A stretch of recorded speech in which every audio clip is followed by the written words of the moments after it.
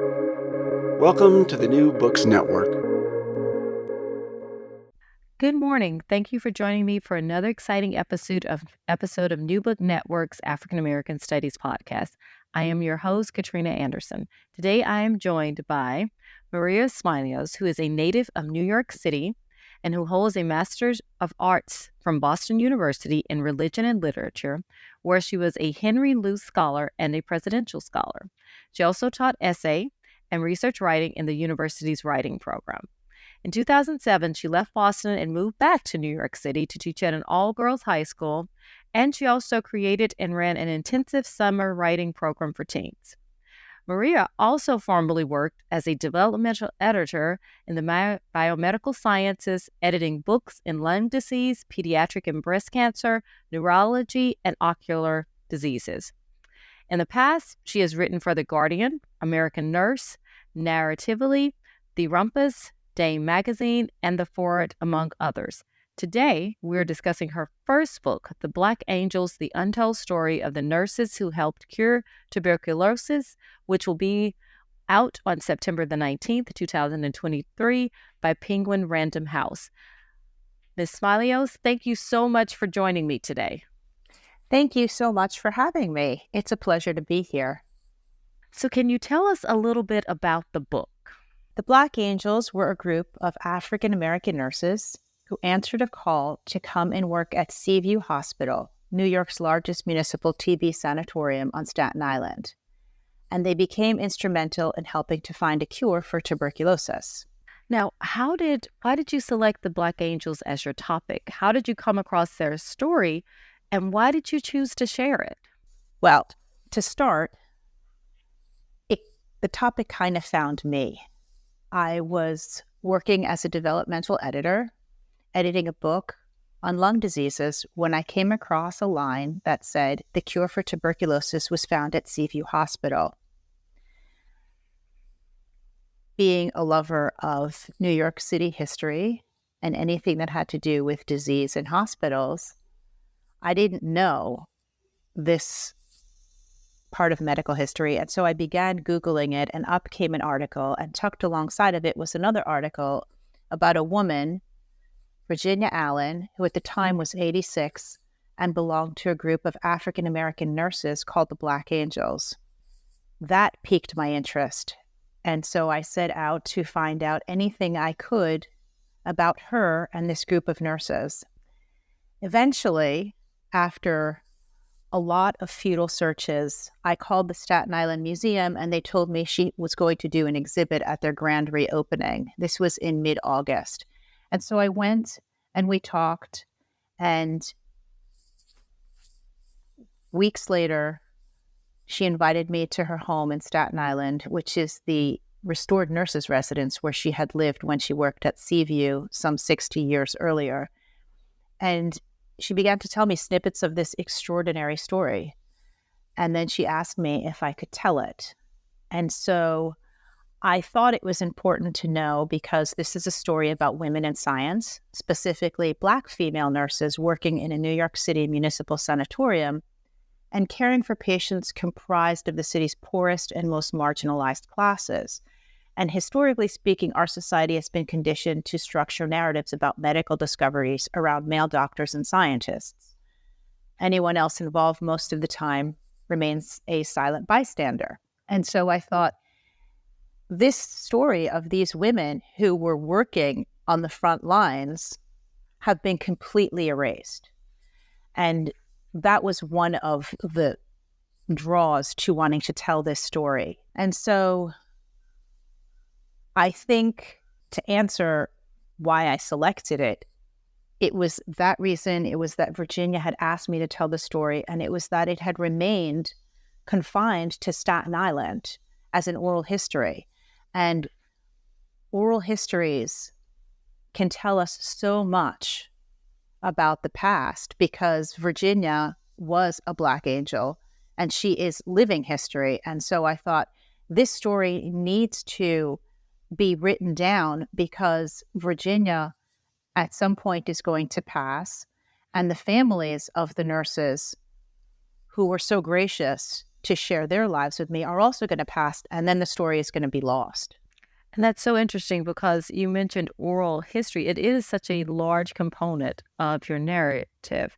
Now, what sources besides those oral did you use, and what were some of the challenges, especially of delving into the archives and also doing the oral history component for this book? So the nurse's story had no archives. There were no memoirs or scrapbooks or journals that were left behind by these nurses. I was fortunate enough to have Virginia, whose Aunt Edna was one of the first nurses to come up from the South. And so Virginia remembered, I don't want to say a lot, remembered enough about her aunt. Also, Edna's son was alive, and he remembered his mom. And she was able to give me names that pointed me to other people. And so that's how the nurse's story came together. That was really an oral history. And I also used newspapers. There were medical books on tuberculosis. There were medical articles, the primary sources on nursing. There were books on Black history in America from the turn of the century through to the 1950s. I looked at civil lists, photographs, magazines, radio, news segments, and that's how the oral history came together. And it wasn't necessarily all focused on nursing, but on the larger landscape of the time period these nurses were working. Overall, how difficult would you say the research process was? Very. It was meticulous and at times painstakingly slow to corroborate and cross-check the stories. And by corroborating, I mean verifying dates, salaries, statistics, working conditions, locations, worldly events, and when possible, small details. So for instance, Edna's family told me that she enjoyed sitting by the window when she rode the train from Harlem. I loved that detail, but I wanted to make sure that it was correct. And so what I was able to do was I checked the city lists and I saw where she lived at the time. And I looked at subway maps, which showed me the train that she took, and archival photographs and documents confirmed the route of the train. It was an elevated train. I knew which neighborhoods it passed over. And from this information, I was able to place her on a seat by the window. And I should add this. My editor and I and my agent decided not to disavow anyone's personal experience regarding their feelings. So if one of the trial patients or Virginia told me they felt a particular way, I believe that. And I think that's important when you're working with oral history, that to separate the fact from the feeling. I agree. I most definitely agree with that assessment. As you were writing the book, The Black Angels, whose work influenced your own? That's a great question, and I could take hours to answer it. So for this project, different writers influenced the way I approach different aspects of the story. For the nurses, I would safely narrow it down to the modernists: Toni Morrison, Zora Neale Hurston, Virginia Woolf, Langston Hughes, Jean Toomer, W.E.B. Du Bois, T.S. Eliot, and more contemporary writers like Margaret Atwood and Alice Walker.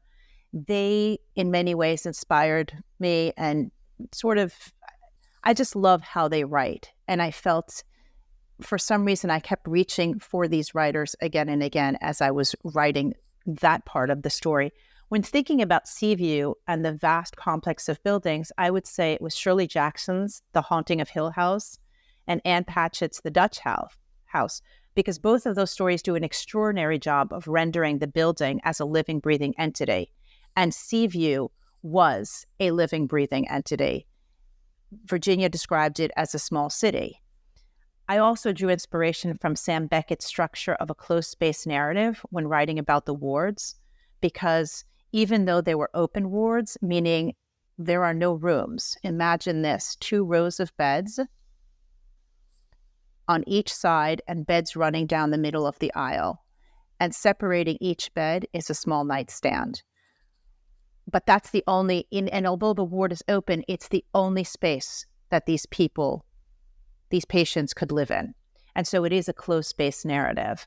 There were not many patient narratives about tuberculosis, sadly. So for that, I turned to other medical narratives and memoirs and fiction. Suleika Jaoud's Between Two Kingdoms, which chronicles her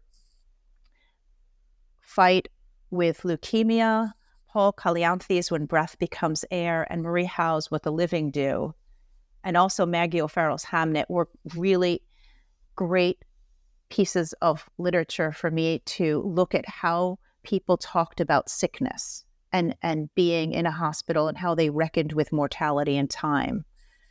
And I also read a lot of poetry because I love the way poets use language, and I believe poetry sometimes can help us hone down ideas and thoughts. I definitely agree with that. Poets, they can share a lot with us. Now, in terms of who were the Black Angels, who were they?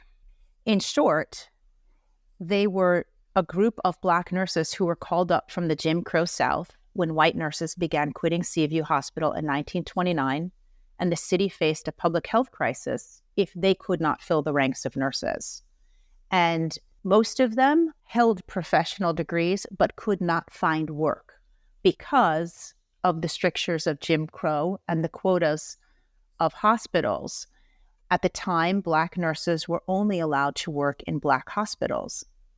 If they were hired at white hospitals, it was usually one or two, and they were berated and in many ways emotionally and psychologically abused by white supervisors. And so these were professional women who wanted work.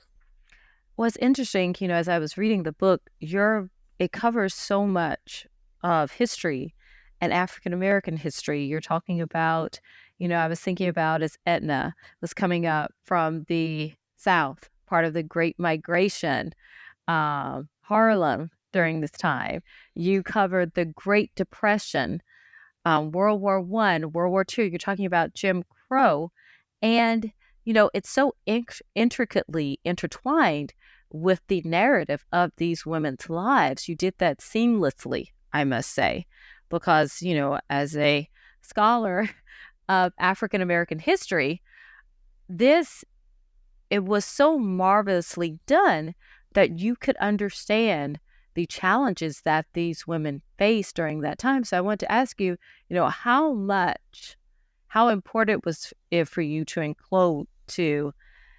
include the historical narratives that were going on during this time? It was extremely important. As you mentioned, the timeline for this book is big. It starts in the 1920s and it ends in 1952 when the cure was announced, by mistake, I should add, at Seaview Hospital. And during that time, there were so many historic events, all of which were important to the overall narrative. Early on, I knew it would be vital to set this story against the backdrop of each of these rousing moments in history, not only to create a richer and more nuanced picture of the nurse's story, but also because these moments affected everyone involved in the story: the doctors who were searching for a cure, the patients in a hospital, the shifting landscape of New York City and the perception of the disease. And so without the broader historical pictures without the broader historical backdrop, I thought the story wouldn't have the same kind of impact that it would if it were set against these events. I agree. I mean, it was just, it was like walking into a historical time warp, and you could clearly picture in your mind and visualize what was going on and what the experiences of the nurses were during that time. And one of the many things that you did well was show the challenges and the racism that the Black nurses encountered. Can you share a little bit about this? And I'm thinking of, after, I remember after Etna goes from the South through the Great Migration, you're going to the North, which you think of as this should be this great opportunity. But no, the first place that she encounters, she has a supervisor whose racist views were so firmly entrenched that there was no way around it. Yes. And so I was able to show the challenges because the families of the nurses were willing to talk to me about the racism that their aunts or grandmothers had encountered when they came north. And I should add that these conversations did not take place in one sitting. They took years, and many times they were difficult, and many times they came piecemeal. And so to speak to the specific instance that you're talking about, Miss Mitchell, who was the supervisor at Seaview, was in many ways your traditional white supervisor. She held the second highest position at Seaview.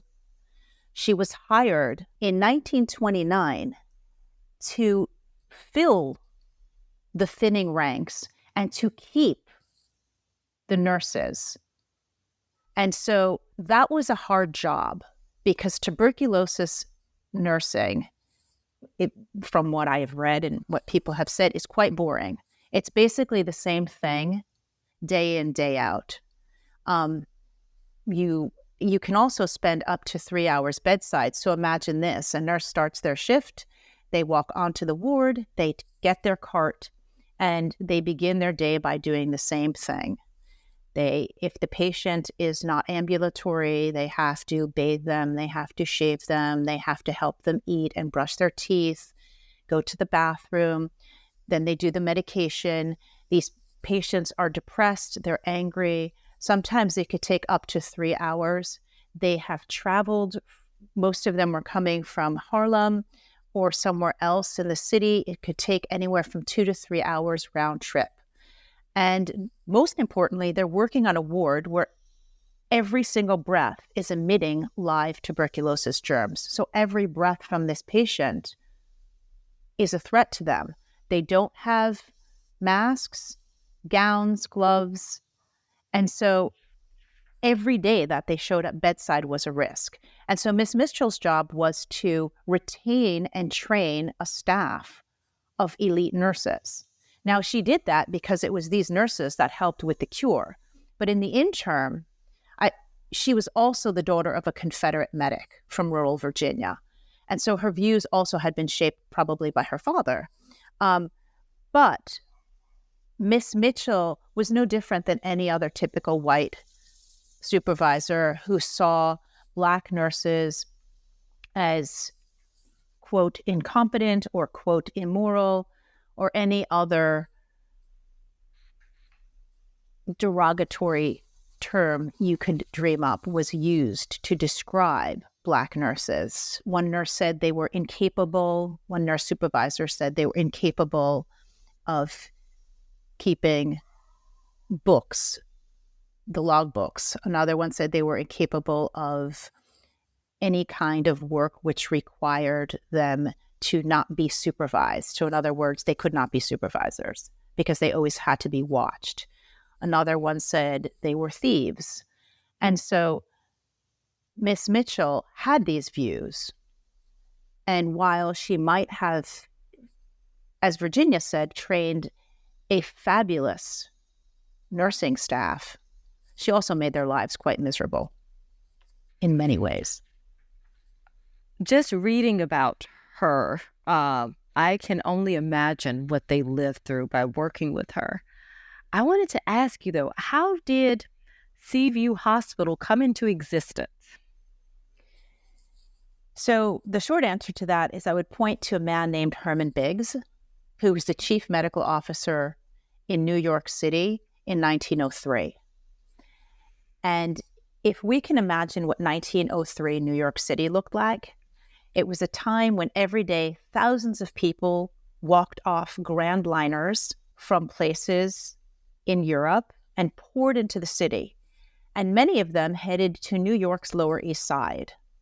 This is a small neighborhood, and at the time it was comprised of 80,000 tenement buildings, 5 or 6 stories high, and the apartments inside were no more than 300 square feet, and many were housing 10 to 12 people because whole families would come, including grandparents, aunts, cousins. And if there was a window, it looked out onto an air shaft.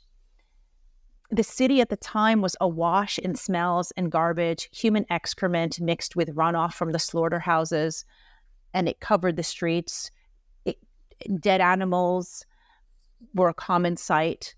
The apartments did not have toilets. Instead, people shared one toilet, which was centered in the middle of the floor. Most people worked in factories that had no ventilation, and the sky seemed to be a perpetual gray from the chimneys that spewed out coal and steam. And so this was an environment that was rife for the TB bacteria, which thrived in cool, dark places and on people who lived in close quarters.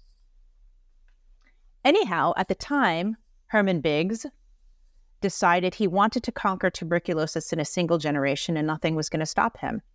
So in 1903, he implored the city to build a hospital that would house what he called the incorrigible consumptives. And he held a meeting, broke down the cost of taking care of these, quote, incorrigible consumptives, who were mainly immigrants. And once the city saw how much it cost to keep, quote, these people alive, they did not hesitate to build his requested hospital, which would quarantine them on the island of Staten Island. And in 1913, the hospital opened. Wow. It's amazing that, you have this hospital created specifically for this purpose, which you can understand the pros and cons of that, but it's what the hospital became. And that's so alarming and so troubling. And so I wanted to ask you, how did the story of the Black Angels delve into the connections between economics and systemic racism that was occurring during that time? So on the most basic level, the Black nurses, when they were called up, were promised housing, a job in a non-segregated hospital in New York City, because I should add, only 4 of the more than 24 municipal hospitals hired Black nurses. The rest had quotas or did everything they could not to hire them. And so when they came up, they were paid less than the white nurses. They were denied promotions and outright barred from joining the American Nurses Association until 1950. Lower pay meant that their standard of living was also somewhat lower. And if they wanted to save to buy a home, it would take them twice as long. And so these things continued to keep the nurses at an unfair advantage and allowed those in power to keep lording over them. And so that's the sort of short answer between the economics and the systemic racism of these particular women. Now, the Black Angels, it also speaks to the public health inequities in American society. Can you share how that is? Sure. Seaview's patients were comprised largely of immigrants, African Americans, and people on the fringes of society. These were populations which were heavily affected by poverty. And as we know, poverty affects health because it limits access to nutritious foods, proper housing, clean air and water, healthy working conditions, education, and medical care. And so by the time many came to Seaview, they had been sick for quite a while. Some of the reasons is they couldn't stop working. Some were they couldn't access proper medical care. And some were they were the caretakers or feared being ostracized by the community. And so they waited a long time and then they came to Seaview. And today we almost see the same situation when it comes to health inequities, right? It's the people who are unable to stop working, who are unable to afford medical care, who wait a long time to go seek medical care. And when we look at tuberculosis, it disproportionately affected society's most disenfranchised citizens.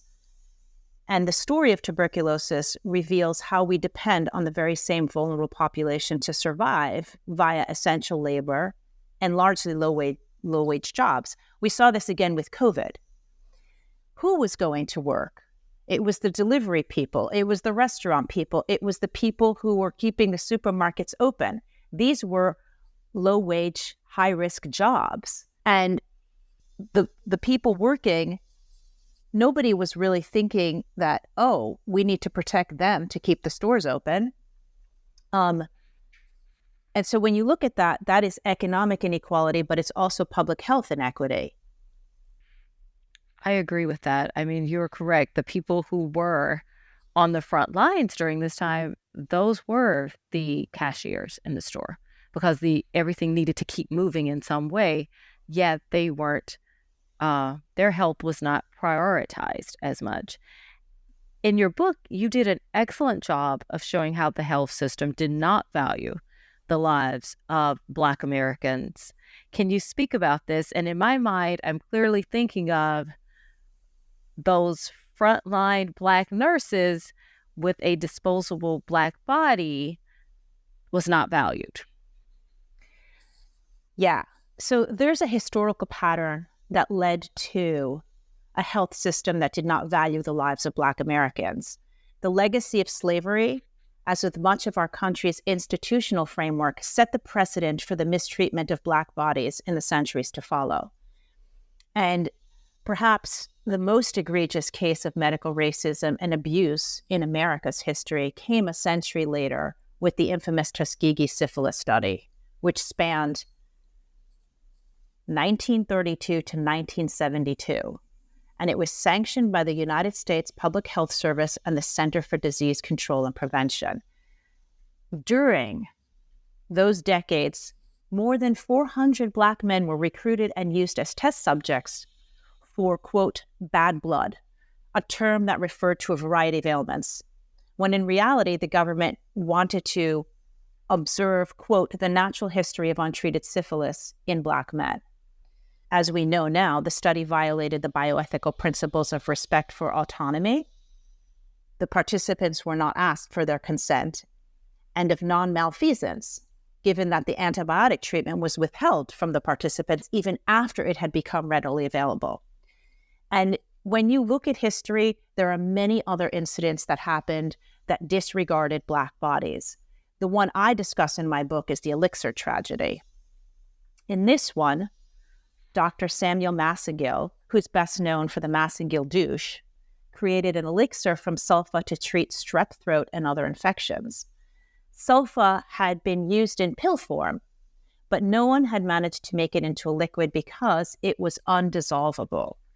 But Massengill and his chemist wanted to turn it into a liquid to give to children in the rural South. He was from Tennessee.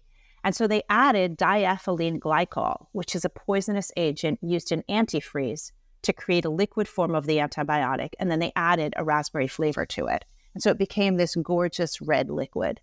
Without testing it to determine its efficacy or safety, they distributed it across the country, where it was prescribed in rural and poor communities to catastrophic effects.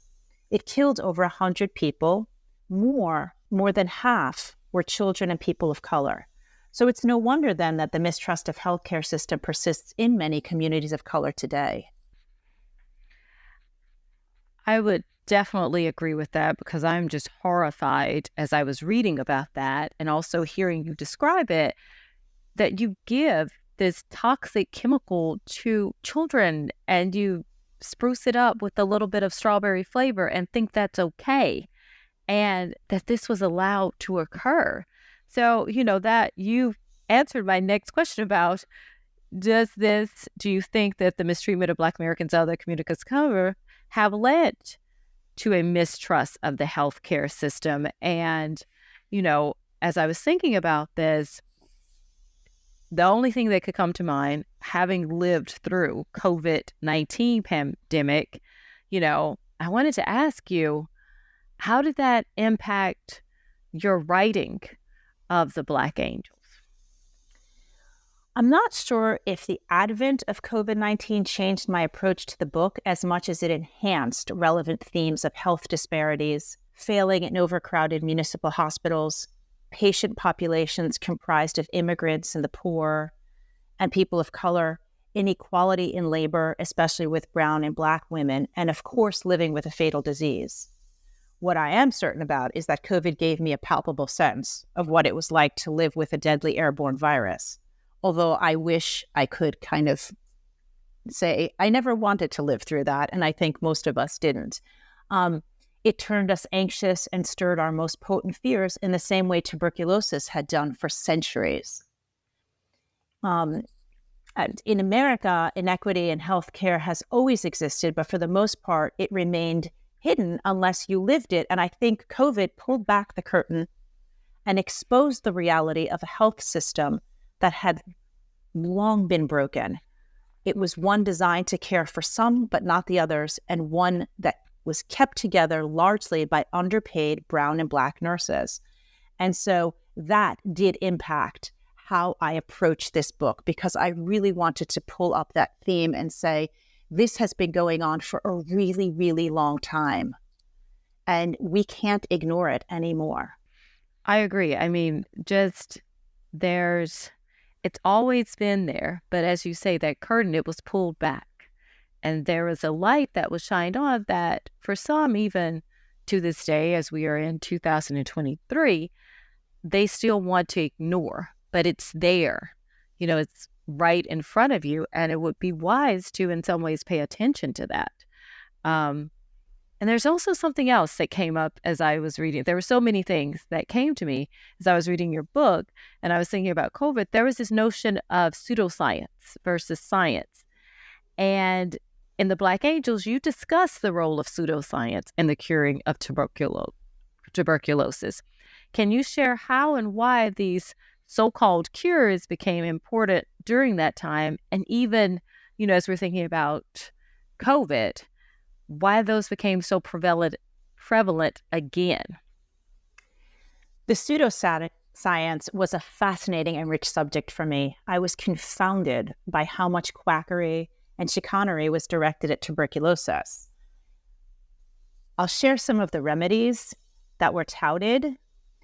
Mice boiled in salt and oil, drinks of petroleum and turpentine, slices of dog fat, ground up human eyeballs, leeches, and tanner's oil, which is the runoff from slaughterhouses, were just a few of the remedies that people said cured tuberculosis. And while we register these, quote, treatments now as dangerous and frankly absurd, people flocked and will still flock to them, as you mentioned, because they want to live. And most important, the remedies are cheap. And so for people who don't have health care, who are considered part of the underclass or living on the fringes of society, they don't have a choice. And so they reach for these remedies. And when a person is facing mortality, even the most enlightened person runs the risk of becoming desperate and scared. And they're willing to make a Faustian bargain with any charlatan that promises they might live. And I think in the end, the bigger question isn't why people believe these charlatans, but why we don't have a robust healthcare system to undermine such falsehoods. I agree that, you have to think about it, and just not, as you say, having access to go and afford the treatment that you need. Of course, you can go out and get something from the drugstore or something that's at the supermarket, and you read about something and say, okay, I'm going to try this because you do want to live. And the bigger question, as you say, is how to find that balance within the healthcare system for all. Now, what do you think is the legacy of the Black Angels? I think part of the legacy is simply the people they helped and the cure, and their impetus for integrating and making changes in nursing and medicine in general. Then maybe the most subtle and most important legacy is the significance between frontline labor and medical science. I will also add that all of them left a legacy to their families and the generations of nurses who came after them by helping to break down barriers and integrate the profession of nursing. With the book, hopefully they will become part of the official legacy of Seaview and the TB cure narrative, which for over 70 years has been male-centered. Right. It's these women, they were marginalized in history. And as you say, their legacy and their story was confined to a community story for the most part. Now, what are you working on next? I want to ask you, what's your next big project? Writing another book. I came across some fantastic stories in my research, and so I'm hoping one of them pans out. But for the immediate future, I hope to keep talking about the Black Angels and their remarkable story. With publication, I anticipate more nurses' families and patients coming forward and filling out the story in greater ways. I also hope to use the book and the lessons from the nurses to add to the larger and much-needed conversations about health inequity, systemic racism, communicable diseases, and frontline labor, especially in nursing. I think in many ways, the Black Angels, their story is so remarkable, and it's so remarkable to me that it hasn't been previously been told. But if you were, and this is a book I want to say is for academics, it's also for non-academics alike. And if there was something that you want readers to take away from it, what would it be? Ultimately, this is a very human story. It's one of triumph, one that shows us how in times of great need, there are those who will selflessly risk their lives to take care of others, and by doing so, keep us safe. This is what the Black Angels did. And their actions then have not only saved tens of millions of lives, but they changed the course of history. And so when people read this story, I really hope that this is what they take away, the very human aspect of this story. Mrs. Smilios, I want to say thank you for joining me today. Thank Readers. Sorry. No, you're fine. I want to say, Mrs. Smilios, thank you for joining me today. It has been a pleasure talking about the Black Angels with you. And I try to do it in a way, listeners, so that we don't spoil what this incredible book offers you, because I think from my perspective, and I'm someone who loves reading, you have to truly experience the whole process. So you have to read from start to finish. And that is something that I wanted to try my best not to spoil any of the highlights from the book. So Mrs. Smilios, thank you so much for joining me today.